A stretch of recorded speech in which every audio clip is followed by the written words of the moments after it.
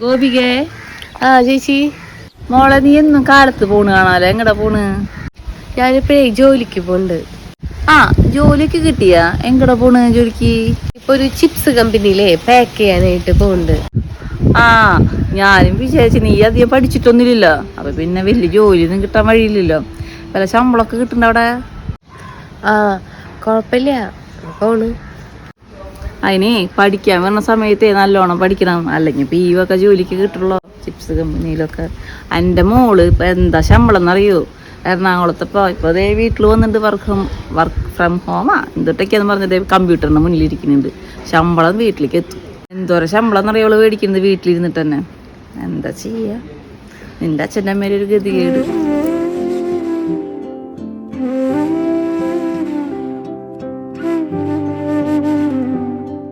അല്ലടി നീ ഇപ്പൊ എങ്ങടെ പോണു മോളെ? ഞാനേ അമ്മേനെയും കൊണ്ട് ഹോസ്പിറ്റലിലേക്ക് പോകാനായിട്ടേ ഓട്ടോ വിളിക്കാൻ പോവാ. മോളെ തന്നെ അതെ മോളെ, ഞാനേ അവള് പോവാ നിക്ക, ഇപ്പൊ വരാട്ടാ.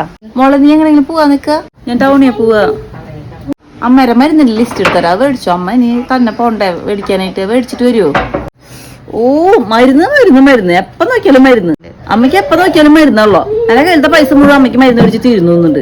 എനിക്കൊന്നും നേരല്ലേ മരുന്ന് മേടിക്കാനായിട്ട്, എനിക്ക് വേറെ കാര്യങ്ങളുണ്ട്. വേണമെങ്കിൽ അമ്മ പോയി മേടിച്ചോ. അമ്മേരെ കയ്യിൽ പെൻഷൻ കാശൊക്കെ ഇല്ല, അതുകൊണ്ട് മേടിച്ചോ. വേണമെങ്കിൽ എപ്പൊ നോക്കിയാലും മരുന്ന്, കൈവേദന കാലുവേദന, എനിക്ക് നേരമില്ല കേട്ടാ.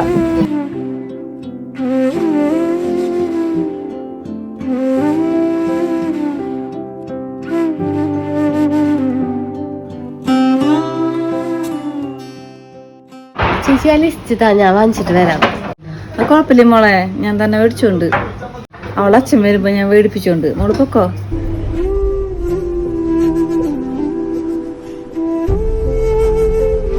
ചേച്ചി വിഷമിക്കണ്ട. പിന്നെ ചേച്ചി, എല്ലാവർക്കും നല്ല ജോലിയും നന്നായിട്ട് പഠിക്കാനും പറ്റിയ സാഹചര്യങ്ങൾ ഉണ്ടായിരുന്നില്ല. എനിക്കിപ്പോ കുറച്ച് ശമ്പളം കിട്ടണുള്ളൂ, പക്ഷെ ആ ശമ്പളത്തിൽ എൻ്റെ അച്ഛനമ്മമാരെ നോക്കാനും അവരെ സന്തോഷിപ്പിക്കാനും എനിക്ക് പറ്റുന്നുണ്ട്. ഒരുപാട് പൈസ ഉണ്ടായ സന്തോഷം കിട്ടണമെന്നില്ല, നേരെ മറിച്ച് കുറച്ച് പൈസ ഉണ്ടായാലും ഒരുപാട് സന്തോഷം ഉണ്ടെങ്കിൽ അതാണ് ജീവിതത്തിലെ ഏറ്റവും വലിയ കാര്യം. എല്ലാ ജോലിക്കും അതിൻ്റെതായ മാന്യത ഉണ്ട്. ഏത് ചെറിയ ജോലിയാണെങ്കിലും വലിയ ജോലിയാണെങ്കിലും അത് സന്തോഷമായിട്ട് ചെയ്യുക എന്നുള്ളതാണ്. എനിക്ക് ഈ ജോലി അത്രയ്ക്ക് മാനക്കേടായിട്ടൊന്നും തോന്നുന്നില്ല. ഞാനവിടെ ഹാപ്പിയാണ്. അതുകൊണ്ട് എനിക്ക് ജീവിക്കാനും എൻ്റെ അച്ഛനമ്മേനും നോക്കാനും പറ്റുന്നുണ്ട്. എൻ്റെ അച്ഛനമ്മയും നല്ല സന്തോഷത്തിലാണ് ജീവിക്കുന്നത്.